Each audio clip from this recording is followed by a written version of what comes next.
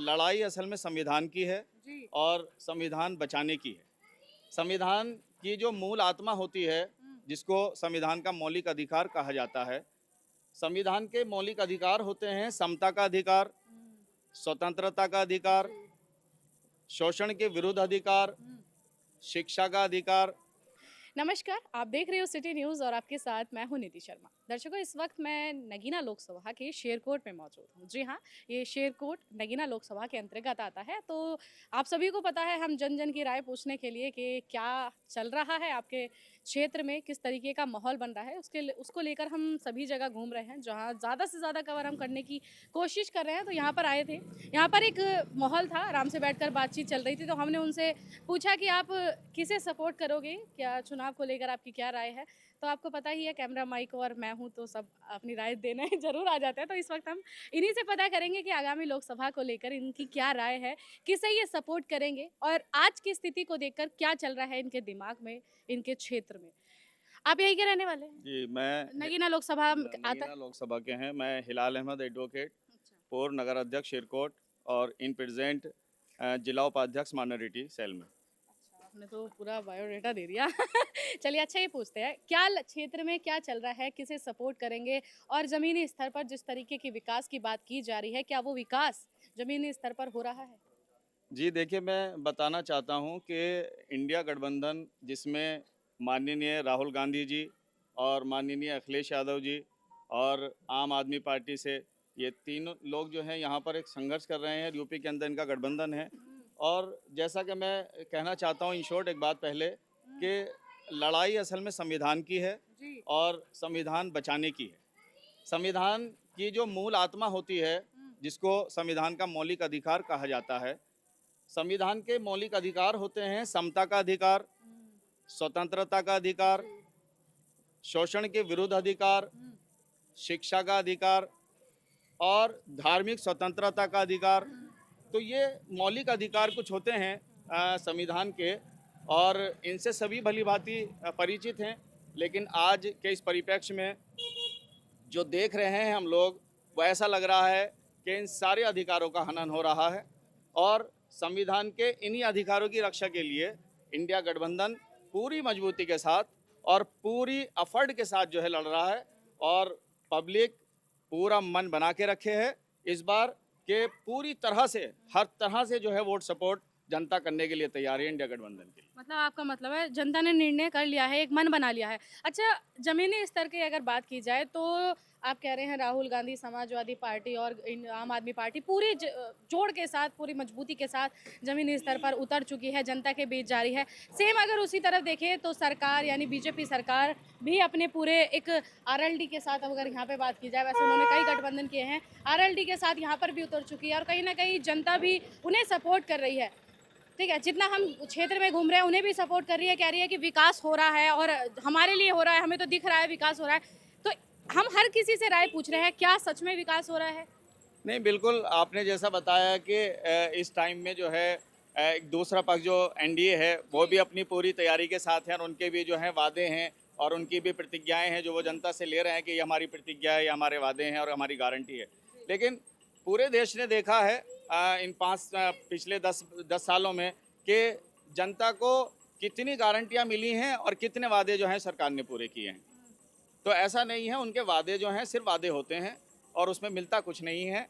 आखिर में सिर्फ जनता को जो है एक लुभावने जो है वो वादे किए जाते हैं उनके साथ, लेकिन पूरे नहीं होते हैं। ये सभी लोग नहीं, जानते तो हैं। फिर कांग्रेस या सपा या आम आदमी ने क्या वादे किए हैं जनता को? मैं आपसे पूछ रही हूँ एक आम जन से कि कांग्रेस ने क्या वादे पूरे किए हैं जो आप इतना मजबूती के साथ उन्हें सपोर्ट करने के लिए उतर रहे हैं? नहीं, कांग्रेस ने वही वादे किए हैं जो वो वादे पूरे नहीं कर सके हैं। कांग्रेस ने कहा है कि वो वादे जो 10 साल में वो पूरे नहीं कर सके हैं, जब हमारी 10 साल सरकार से पहले क्या वादे पूरे हुए? क्या जनता के बहुत बहुत वही बहुत क्या?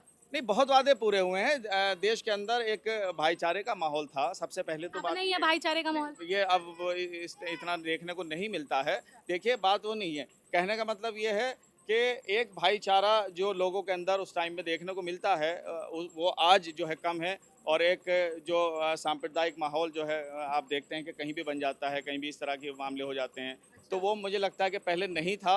एक आपसी जो है आपसी भाईचारा था, लोग आपस में बहुत प्यार से खुलूस से मिलते थे। अब किसे सपोर्ट कर रहे हैं, सारी चीज छोड़िए, किसे सपोर्ट कर रहे हैं? नहीं, इंडिया गठबंधन को सपोर्ट कर रहे हैं और यहाँ हमारे जो नगीना लोकसभा से जो हमारे प्रत्याशी हैं मनोज कुमार जी, तो पूर्व वो रिटायर्ड जज भी हैं, तो उनको जो है बहुत काबिल इंसान है, मैं समझता हूँ। मेरी उनसे अब मुलाकात हुई है और बहुत सुलझे हुए और बहुत ही कहने का मतलब वेल एजुकेटेड है। अब वो जज हैं तो इसमें बताने की जरूरत नहीं है, तो वेल एजुकेटेड है। और मैं आप वकील हैं, जी बिल्कुल, मैं इसलिए सपोर्ट कर रहे हो कि जज साहब को? नहीं नहीं, ऐसी बात नहीं, ऐसी बात नहीं है। मैं वकील हूँ इसलिए मैं सपोर्ट नहीं कर रहा हूँ।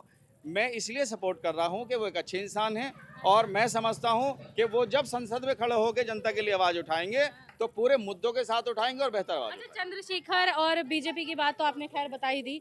चंद्रशेखर भी यहाँ पर उतर रहे हैं और काफी मजबूती के साथ उतर रहे हैं, जनता उन्हें भी सपोर्ट कर रही है। कैसा रिस्पांस आपके क्षेत्र में देखने को मिल रहा है चंद्रशेखर को लेकर? आपने भैया गठबंधन बता दिया इंडिया अलायंस को लेकर, पर चंद्रशेखर अपनी पार्टी से, आजाद समाज पार्टी से उतर रहे हैं और काफी मजबूती के साथ उतर रहे हैं, तो मजबूती आपके क्षेत्र में कितना देखने को मिल रही है? देखिए, चंद्रशेखर जी जो हैं वो पिछले कई सालों से उन्होंने यहाँ मेहनत की है और हमने देखा है, ऐसा नहीं, किसी की बात को जो है इग्नोर नहीं करना चाहिए।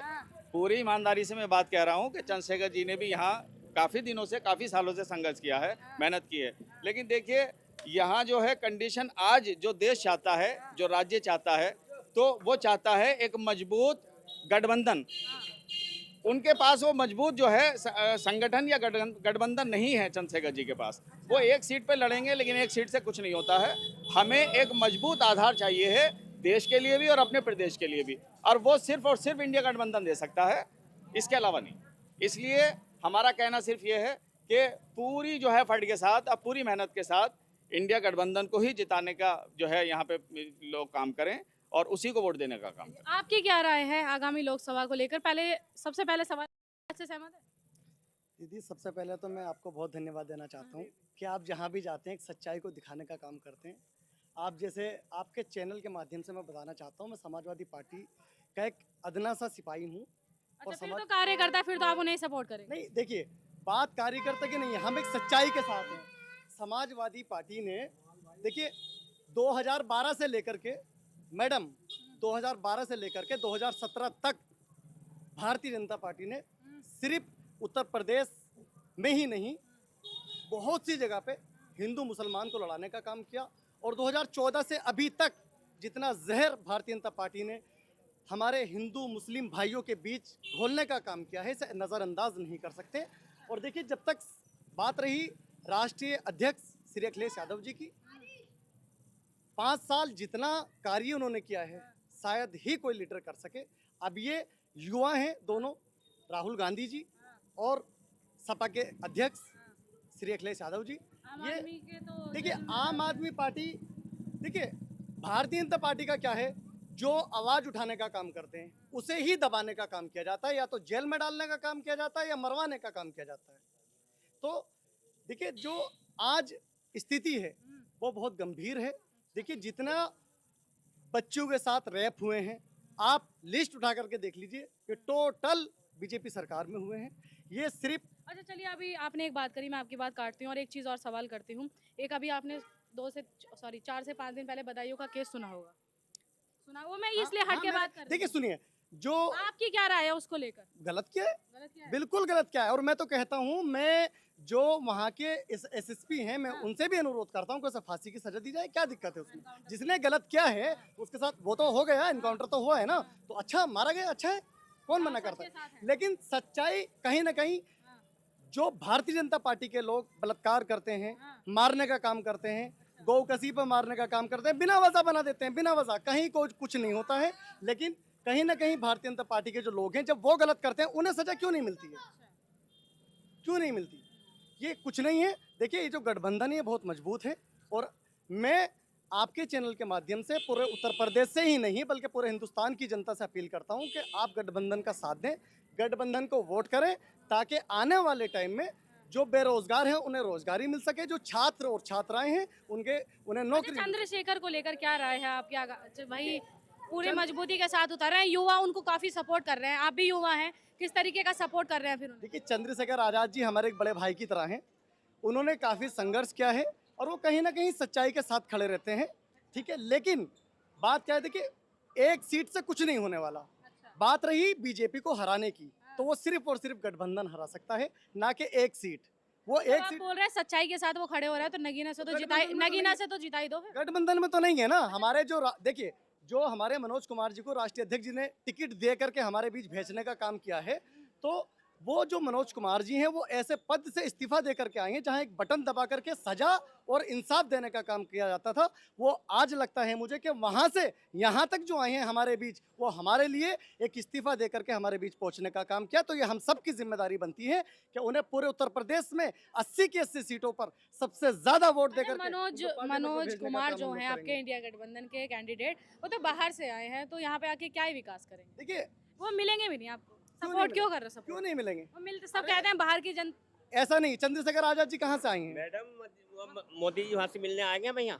नहीं, आप ये आप ही की नहीं है, जनता कह रही है। कुछ नहीं है, हाँ? कुछ नहीं। वो हमारे बीच रहेंगे और काफी उनका एक पारिवारिक एक मामला बन चुका है। पूरा जितने भी यहाँ का पूरा जो लोकसभा का जो पूरा एरिया है, उसमें काफी उन लोगों हम लोगों से उन लोगों को प्यार मिल रहा है। हम लोग उनको जिताने का काम करेंगे। अच्छा, किसे सपोर्ट कर रहे हैं अंकल जी आप?